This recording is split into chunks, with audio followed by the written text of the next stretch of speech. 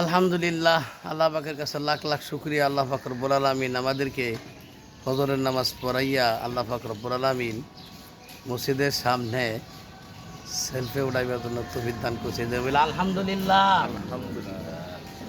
আল্লাহ পাক রব্বুল আলামিন বলেন, ইন্নাস সালাতা তানহা আনিল ফাহশাই ওয়াল মুনকার।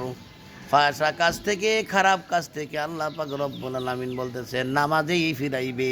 যে ব্যক্তি খারাপ কাজ করে, সুদ খায়, ঘুষ খায়, নাফরমানি করে, অন্যের হক নষ্ট করে, নামাজও পড়ে, হজ করে, যাকাত দেয়, সব কিছু করে, বোঝা গেল তার নামাজ হচ্ছে না।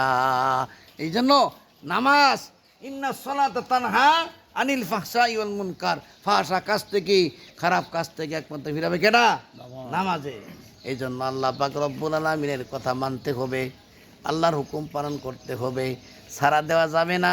যদি বলেন না হুজুরে বলছে নামাজ আর পড়ুম না, আমি ঘুষ খাই, আমি সুদ খাই, অন্যের জমি দখল করি, হুজুরে বলছে নামাজ হয় না, আমি নামাজ পড়ুম না।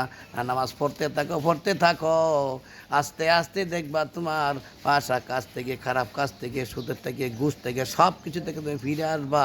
একমাত্র নামাজেই তোমার ফিরাবে। বলেন আলহামদুলিল্লাহ। এই জন্য আল্লাহ পাক রব্বুল আলামিন আমাদেরকে সহি শুদ্ধ করিয়া নামাজ পড়ার জন্য তুমি দান করুক, আমিন। আমল করার জন্য তুমি দান করুক, আমিন।